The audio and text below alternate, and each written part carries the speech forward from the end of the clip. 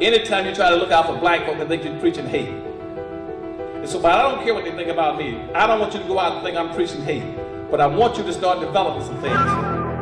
And everything I say to you this morning is to break that trick, that game that you're locked into. And in my Powernomics book, I call this Powernomics. Powernomics means learning how to use social economic judo. That's what I'm saying? And I want you to learn how to start flipping the script. You're going to come out of this condition because time is running out. I don't prophesy something's going to happen in the future. I'll tell you the date, the time, and the place it's going to happen. And I haven't missed one yet. Now, your time is running out on us. You're now a permanent underclass. In about another 7 or 8 years, right in the early 20s, only 25% of the people working today would be necessary to even have a job. Only 25% who are working, of those working today will be working by the year 2021. That's the first thing. Second thing is that probably about somewhere between about 40 to 50% of all the black people that were alive in 1998 are going to be dead. And whether you live in Africa, the Caribbean, or America, you're going to die. You're going to die either as a direct or an indirect result of terrorism or natural disasters or man-made catastrophes. Why? Because black folk don't own and control the vital resources necessary to take care of yourselves.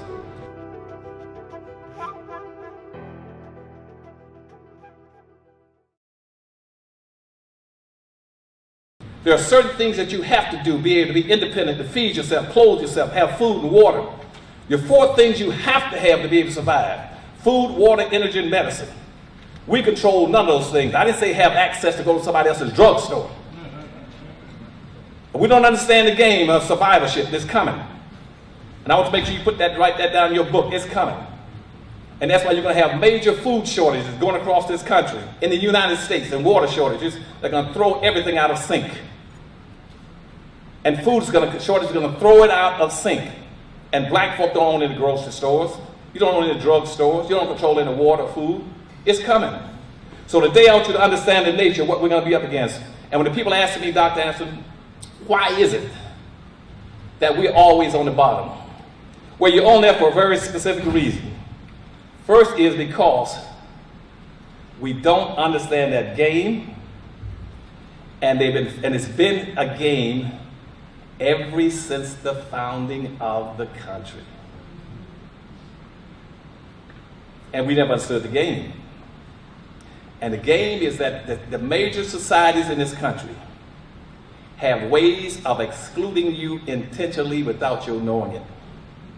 They use very broad, and they've used very broad and ambiguous terms to give the pretense that you include an inclusion, at the same time you're being excluded. They use code words to make sure that you're never getting, your conditions will never change. And let's start going through it and show you what I mean. Let's go back to the Constitution as an example. The Articles of Confederation that were put up in the 1600s said very specifically that they're going to start a slavery system in the United States. And they want to figure out which population they're going to use, but I think they've always been messing around with the black population. And in 1650, they started trying to work around enslaved black folk. And the population of whites coming in the country, pouring into the country. By 1750, the population of this country for black folk were up to 35%.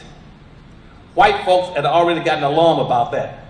And so back in the 1600s, about 1642, as an example, go back to show you, they started passing laws to try to restrict the number of blacks coming into this country. Why? Because they wanted you to be a minority. And that's why, and later on, when they drew up the Constitution, the first act in the Constitution was what's called the first naturalization and immigration law. That says there's a zero quota on blacks coming into the country, but it'll be a white country for white Europeans only. Now, in the Constitution, here's how the coding started working. The coding came up, they says, all the people. Every time the white society says all the people, we the people, the American people, they are not talking about you. You are the people to be excluded. That's why in the Constitution, there's no place in the Constitution, not in one instance, does it ever mention the word slave. Never does it include the word slavery. Whenever they want to start talking about black folk in the Constitution starting out in the 1600s, 1700s, what they said is they use very broad and ambiguous terms to relate to black folk. Like those who are indebted, those who are abundant, those that species of property. To make sure that what they're deciding, and they use this when they met to form the Constitution in Philadelphia in 1779, when all the so-called founding fathers got together, what they said is this: let's not taint this document we're getting ready to create called the Constitution.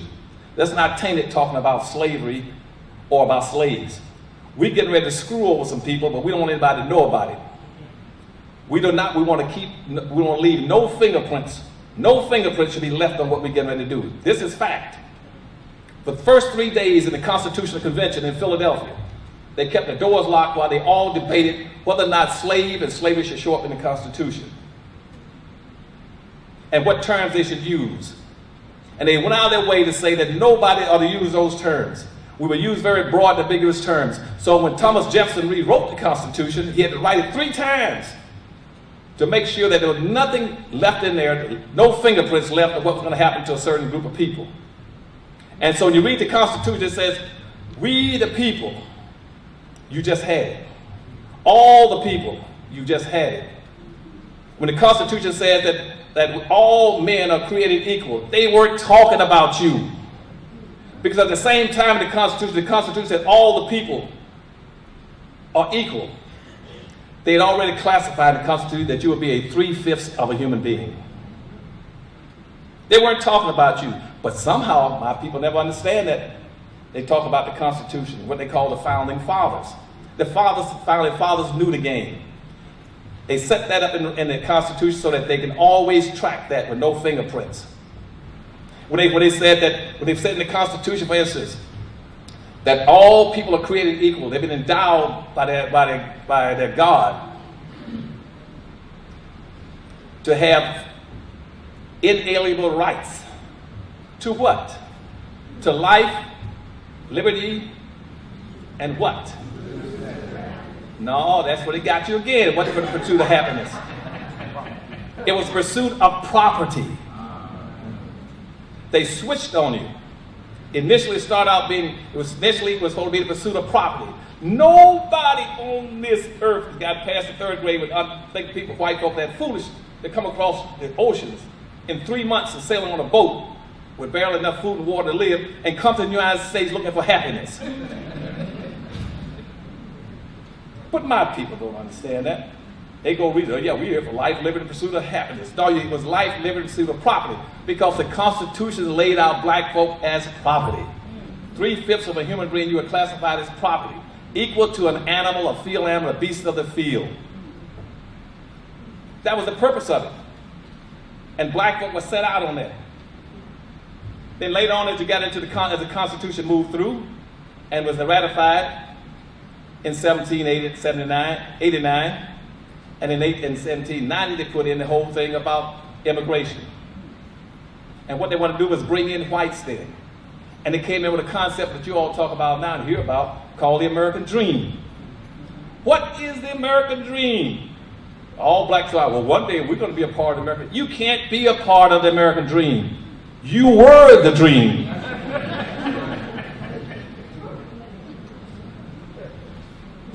Whites were coming to this country looking for 2 things that made up the American Dream: free Indian land and free black labor.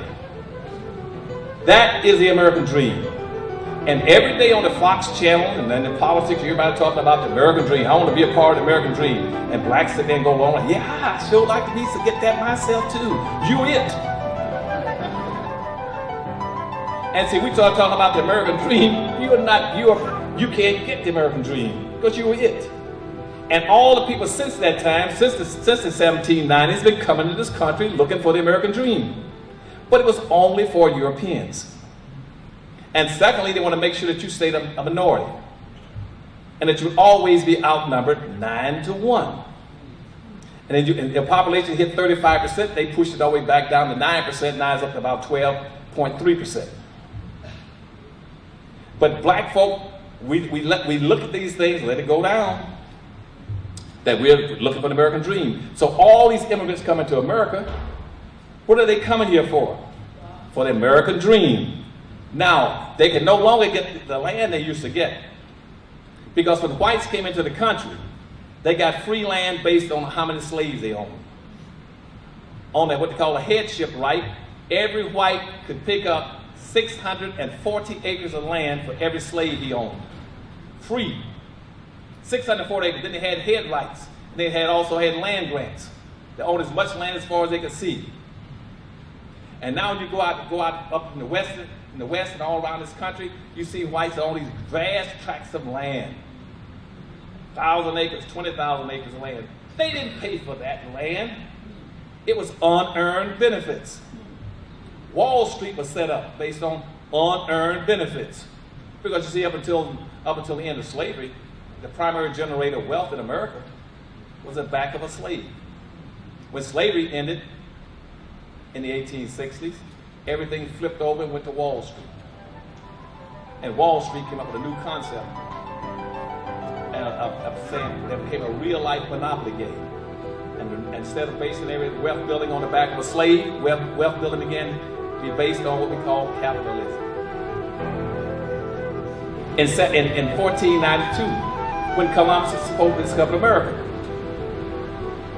At that time, he came here really not looking for new land. He came here looking for drugs, trying to get to the Far East. And he took some slaves back with him to Europe. And once they got there, he picked up the doctrines that were put in place way back in 1444. Back in 1444, Henry the Navigator had gone around the coast of Africa. He had found about 16 black Africans and brought them back and gave them to the Pope. Gave them to the Pope in the Catholic Church. The Pope used those black slaves very effectively as servants. Then in about 1488, Pope Innocent came out with an edict says we should need some households, some labor, some free labor. So let's use blacks for it. So when Columbus discovered America in 1492 and went back to Europe, and Europe was a depressed economy, overridden with crime, famine, diseases, and Europe was down in the toilet. And Columbus came back and said, I found all this land. And so a race started. They said, let's go over there and try to rebuild that country. When they started pulling all those European countries together, nine countries got together, they started a race to get to the United States and build a country. And that's when capitalism started. We never had capitalism before. Before that was called mercantilism. Capitalism, and I want you all to understand, capitalism is based on owning the land, the tools, and the resources, and using other people's labor to make wealth. That's capitalism. It started in Portugal with the Catholic Church, and it spread. England finally took it over. We don't understand capitalism. We've never understood capitalism as black folk because we were always the capital. We were never had a chance to practice capitalism because we were the capital. Whites wanted, and what they said is that we got to control these blacks. That's why when they started the colony, the Georgia colony, they mandated in the state statutes that every white coming into the country, you had to have 4 whites for every one black. You had to have 1 white for every 4 black slaves to manage and control them. They started a thing called patty rollers, which means that every white has to be armed and go out and survey and watch the roads to put down any possible slave revolts. To make sure no blacks have slave revolts or revolt or do anything to hurt whites. That was the point of the Second Amendment in the Constitution, what you all call gun control now. And started back in about 1643, the first time they implemented that was in Virginia, which says now that we got blacks as slaves, no black can carry a tool, weapon, or mirror.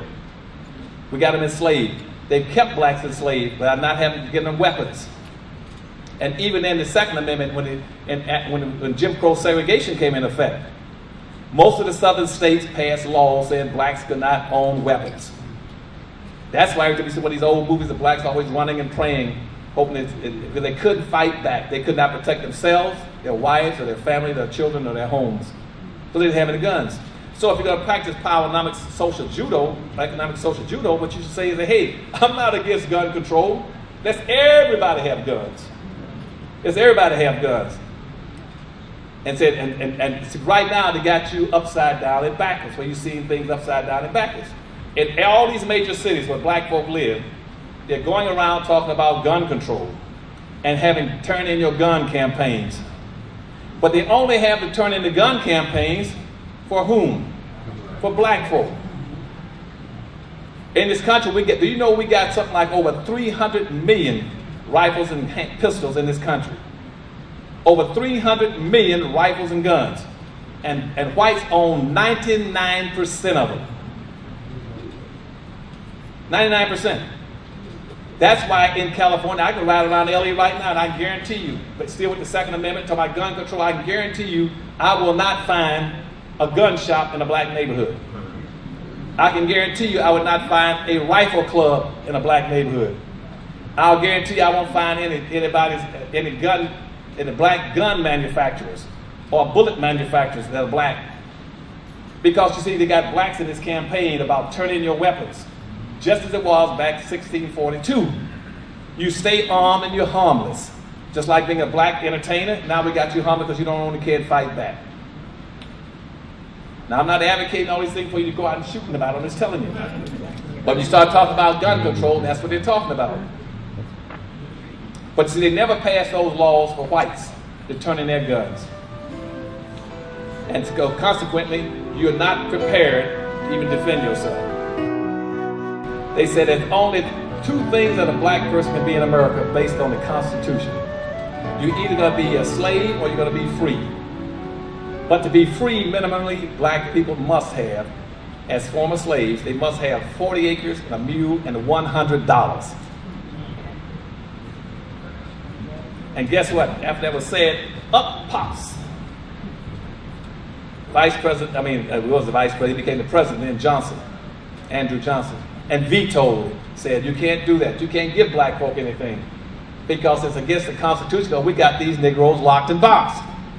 So he killed the 1865 Civil Rights Law. So what did they do?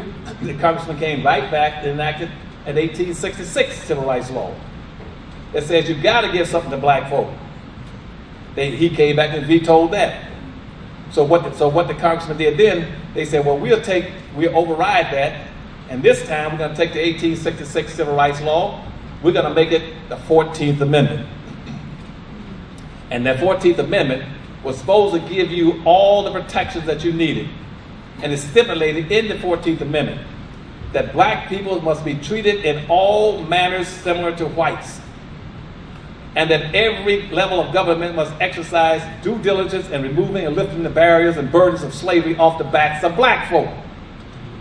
And that the 14th Amendment is written exclusively for black people. And now I know you all don't take this serious, I'm telling you, it's supposed to be written for black folk. Because you see, the 13th Amendment was already null and void, because the 13th Amendment never freed any slaves. Slavery still exists. The Emancipation Proclamation with Lincoln didn't free not one slave, but all blacks rushed to the Lincoln Memorial. Every time I look around, there's a march to the Lincoln Memorial. Calling him the great emancipator. He didn't emancipate not one black. On top of that, he didn't care about black folk. The only thing Lincoln was interested in was saving the Union. The Slaughterhouse case says in 1870 that the only people who can use the 14th Amendment are black people. And they have to be protected from being further exploited, misused, and excluded, and created as an inferior and subjected race of people. That's the 14th Amendment. Now today, everybody uses the 14th Amendment. Nobody, blacks don't raise Cain about it. Your civil rights leaders don't say anything. Everybody comes to this country using it. Gays use the 14th Amendment. Women use it. All the immigrants who use it. Not one black has opened his mouth saying, hold a second, how are you gonna use something set up specifically for us? Now when black folks try to use it, the 14th Amendment is put in place for them. They say, well, you're talking about reverse discrimination. And so then what happened then? So the Supreme Court says, well, we'll end this. So what they did then, they got together and went back and tried it. So the United States Supreme Court then said, we're going to go back to the Dred Scott decision. We're going to nullify every law that was enacted by the Radical Congress. They ruled every one of the civil rights laws as being unconstitutional. First of all, they didn't have the authority to do it. And secondly, it's in violation of the United States Constitution. Because the Constitution does not authorize the Supreme Court to overrule Congress. But they stripped black folk of all that. Then the Supreme Court then went in and said, we're going to narrow everything down to a point where even black folk cannot use the Constitution. So rather than saying that black folk as a group can go and get reparations, they strip you of that right by saying that reparation must be based on an individual basis. That you got to show individual damages as a person. They strip you of the ability to go in as a group because the whites, justice, and the Supreme Court did this intentionally to make sure you could never use it to get reparations for black folk. Nobody's going to talk about you in very specific terms. You all got to start thinking in specific terms about what you want and who you are, what your needs are. And so, but in the 1960s, what happens this? After this black civil rights movement, Nixon got elected to office. And what he said then was this: we got to shift the focus of this country and take it off of black folk. Senator Daniel Moynihan wrote a memo to the president, says, the way you shut down the black power movement in this country, to shut down the black civil rights movement, is to take the focus off of black folk and put it on minority women, children, and immigrants. And then there came a policy called benign neglect. Benign means pretend that something's not really that bad, but you neglect it. And that's the policy you're under right now. You're under a public policy of benign neglect, which means that things are not that bad for black folks, so let's just neglect them. Now, after 50 years after the civil rights movement, it has morphed into what we call now is hateful indifference towards black folk. You've gotten absolutely nothing. So in the 1960s, the black civil rights leaders in this country says, well, if that's the reality, blacks are never going to get anything, let's just give in to the realities of racism. And they joined in with all these various groups. So black leadership in the 1960s and 1970s joined in with the women's groups, the gays groups, the immigrant groups. They signed documents that they would never do anything without including these other groups. That's why you can't find anybody taking up a black cause in this country. You can't get out of the ditch because nobody's going to throw a rope down to pull you out specifically. Nobody. That's not from the White House to the outhouse. Nobody's going to do anything for you. Because they're going to try to pretend that you're a part of a group. And I had to do this under the right to first affirmative action plan in the United States in 1970. I did not write affirmative action for minorities. I didn't write it for poor people, for disadvantaged, for women, for gays, and for midgets, for humpbacks and lesbians. I wrote it for black folk. Affirmative action means corrective action, correcting something that the government did intentionally to a very specific group of people. Nobody's has abused and enslaved women, gays, midgets, humpbacks, and one-legged people. Never did that. But they're now all included in the affirmative action program. And you all have to understand, we start talking about affirmative action, and they started in the 1960s, 1970s. The first affirmative action plan was the United States Constitution. This is what I'm telling you now. You keep this in your mind and write it down. The first affirmative action plan was the Constitution. So when the whites tell you they're against affirmative action, they mean affirmative action for you. The affirmative action, the Constitution is their affirmative action plan. It guarantees that they can get everything they want. By pretending that you don't exist and you're out of it. And after Nixon put out that benign neglect policy, here comes Ronald Reagan. Ronald Reagan came to office.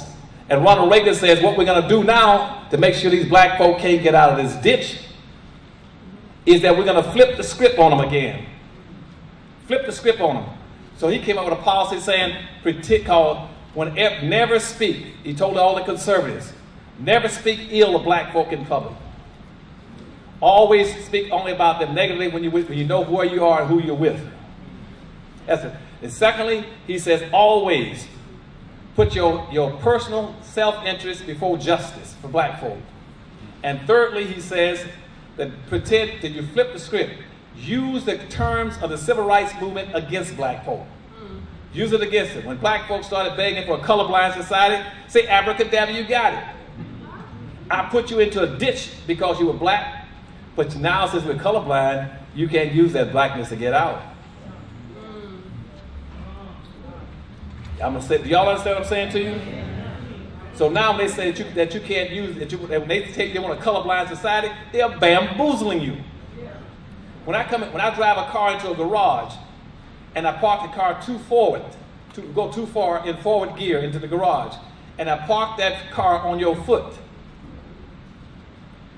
and put it in neutral, because now I'm going to be just neutral, not forward, not reverse, I'm just neutral. We're going to be colorblind. Now that means that car is parked on your foot. For you mean to get that car off your foot, I got to do what? Put it in reverse. But the minute you start talking about doing stuff for black folk, they say that's reverse discrimination. It has to be reversed. Because right now you're going too far in too deep in the forward gear. You got to now back it up and get it off of me. And so that's why if you go back to that Constitution document, go back to that 14th Amendment, this is what y'all have to remember. It is unconstitutional. Now we're going to start talking about getting out of this ditch. It is unconstitutional for anybody to equate black people to any other group. Right. That's based on the 14th Amendment. It is unconstitutional if we do that. Because the 14th Amendment says that black folk are to be in a protected class, that they should not be equated to any others, and nobody else to be able to treat them in a negative way or deprive them or reflect on them in a way that suggests inferiority. And the worst thing right now, so anybody right now, black, white, yellow, pink, polka dot, stripes, anything you want. Any of them that says that all people are equal and want to treat all people as equal in this country, there are two things that's happening. They're violating you as black folk, and they're violating the Constitution. That you cannot compare black folk with other groups, and nobody else can come in and be compared to black folk. And that's what's happening. All these other people are coming in here, and what the women are doing now, and the gays, they're looking for unearned benefits. Nobody has ever segregated them. And you ask, when did women get deprived? Especially the white women. White women are not a minority. No. Why would you put them in a minority category? White women are a majority. Women right now have 47% of the nation's jobs, 51% of the population, 64% of all the college degrees, 87% of the wealth. And they got the biggest mortgage and banking company in the United States. When did white women get deprived? They co-own, co-control, co-influence, and inherited 100% of everything that the white man had. But now they're in an affirmative action plan, they're sucking all the strength out of it, and all the wealth out of it. Same thing with gays. When did gays get deprived? Every issue right now is about gay rights. That is not a right. Gayness is a preference. I don't want to know who you want to go to bed and sleep with. That's not my business. That ain't no right that you want to publicize. As far as I'm concerned, you can go back in the closet and lock the door behind you.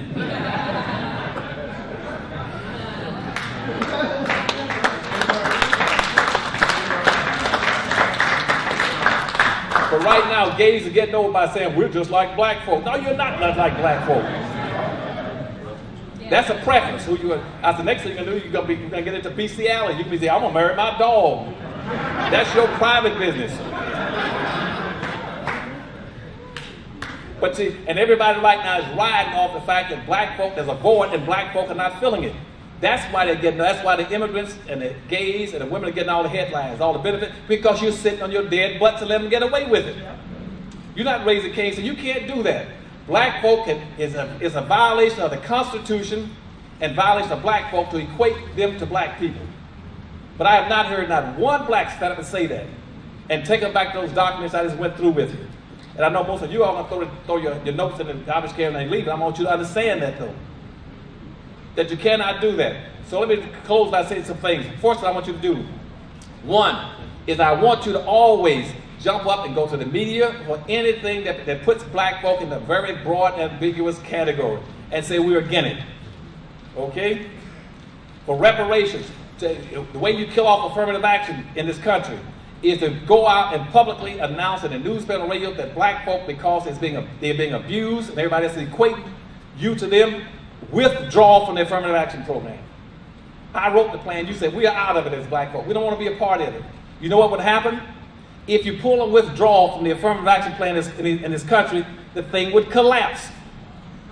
It would fall down. Why? Because there's no justification for giving special benefits to gays and to women. You flip the script.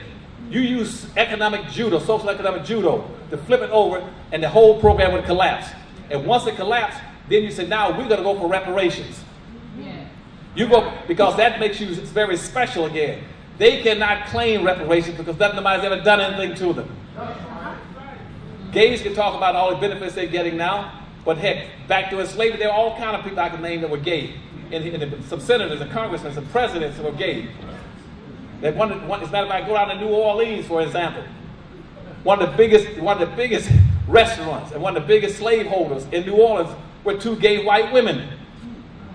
And the restaurant they have is still standing in New Orleans, called the Two Sisters Restaurant. So how does gayness get you all these preferential treatment programs that you want to get into? And so pull out by pulling away from affirmative action, let it collapse. And the Indians, in the first treaties that were initiated in the New York Treaty in 1507, it put in there that Indians would be compensated if they sided with the European whites and helped maintain slavery. We would give you clothes, food, and some weapons, and you can become civilized. That's why you talk about the so-called civilized tribes. The civilized tribes were the Indians who said, we will help you maintain slavery in this country.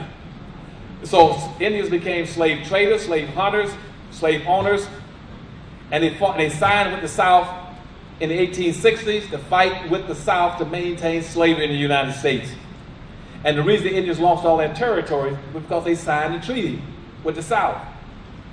And in all those previous treaties, the treaty said if you take up arms against the United States, you would lose all your rights. And when the Indians signed that fight with the South, they lost most of their territory. And the United States said, I'll give you some amnesty if you come back and do this for us. One, you free all the slaves that you were still holding, all the black freemen. Free them. Like the Chickasaw and Choctaw Indians in 1866 were still holding 12,000, 15,000 blacks as slaves. But American troops went into every Indian reservation and made them turn the slaves loose.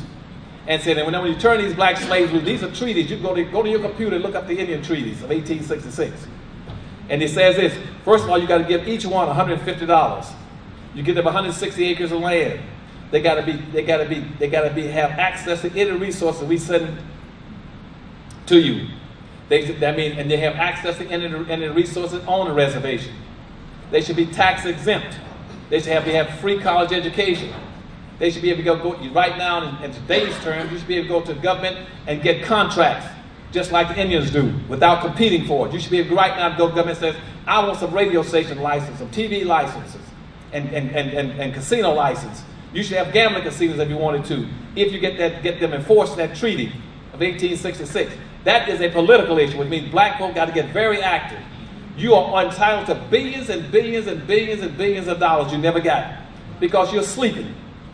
You should be raising Cain saying, we're going to the newspapers, we're going to the radio station, we're going to demand that those 1866 Indian treaties be enforced. Now every year, every December, Obama has invited something like 560 some so-called white Indians to the White House to get benefits. They've been getting an average of about $3.5 billion every year. And I said, what else do you want? This past year, they got all these licenses for radio and TV stations. Black folks will be saying we're entitled to those same benefits because in the treaties, it says that the black freemen and the black Indians' descendants must be treated in all manners similar to white Indians, or what we call $5 Indians.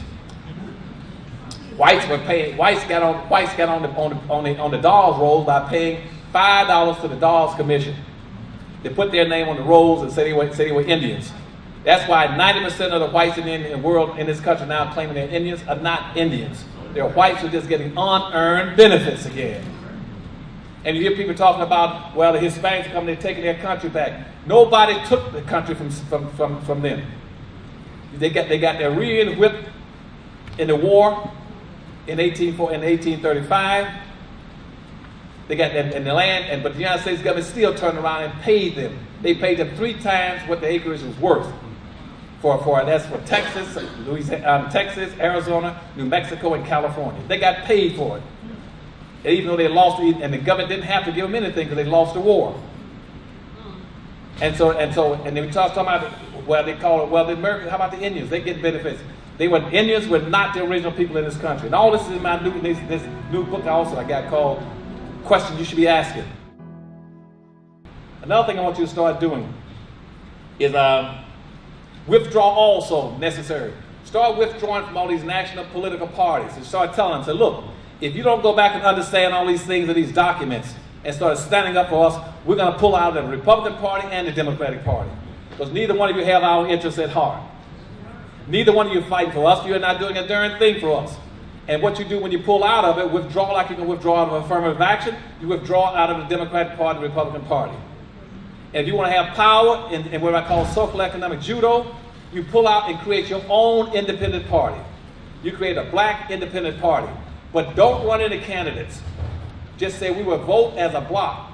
That we are 42 million blacks strong in this country. We're going to vote as a block.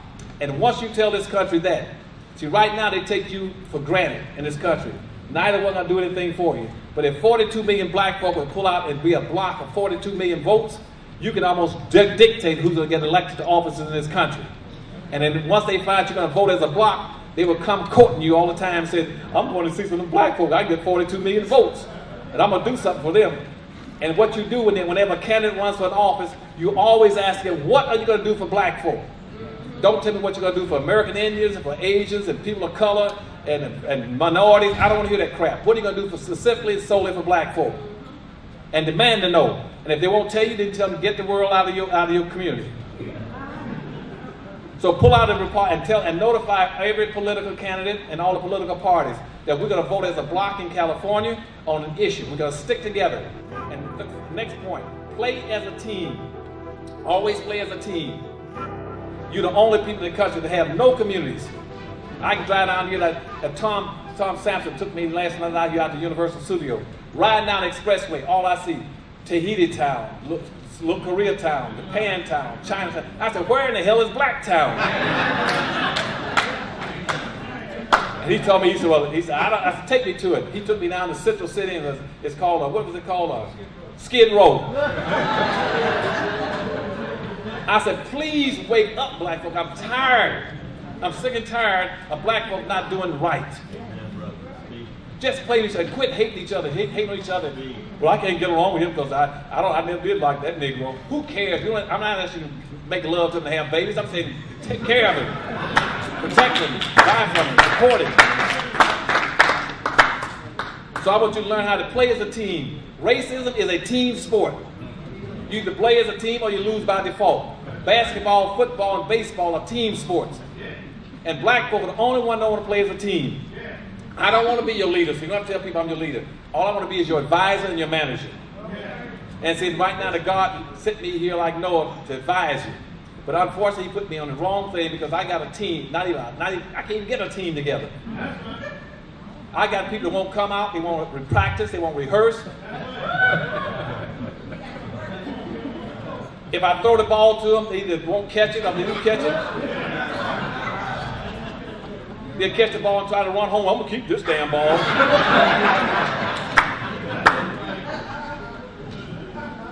They see one of their own men running on that side, running with the ball. They'll just try to tackle him. I call them into a huddle like this to get together and plan some strategies. Guess what they do? First thing they run out and tell the news. I know what them Negroes up to, I'm going to tell you. You can't win if you don't play as a team. And if you're going to play as a team, you got to get yourself a decent place where you can meet in quietness. Because otherwise, if you meet in a diverse status, everybody will know your business. Where are your hotels where you can meet? Buy some damn hotels so you can meet in quietness. Always want to do something in public so everybody knows you're doing business. Here all got 42 million black folk in 2 hotels in the country. Always want to go to somebody else's restaurant where they can walk around and listen to you saying and pour some damn food. I am tired, y'all. I spent my whole life fighting for black folks. Something I said, maybe I went the wrong way myself. Now, what last I want you to do is build black communities in this city. It might be too late now. And I tell all these people around the country, find an area. Like they try to do it down there in Freeport. They're trying to do it down in another city in Louisiana. They're trying to do it in Alabama right now. And we're going to try to rebuild some black communities where we can build these factories and industries. Also, we try to set up a major investment group where I need some rich blacks this time, some wealthy blacks. You all did a magnificent job last time of raising money. But again, we lost our oldest building. There was a storm, knocked down the old one, and that knocked out about a third of our production in the seafood factory. And we lost about almost 500,000 fish were killed, and we lost a building that knocked down our production by a third, lost our revenue. And for the last 18, 19 months, I've just been struggling to hold on to it. But it looks like I'm finally beginning to come out of it again. And if we come out of it, I'm going to try to find me a couple of blacks with some deep pockets, some big money, and tell them, don't put another diamond in your nose. Just try to help us invest some money so I can rebuild this dirt factory. And once I build this, we're going to try to put up some franchise and distributorships out here, and you all can have a chain of black restaurants, just like Black Lobsters or like Red Lobsters or whatever you want. But I love you all. Take care.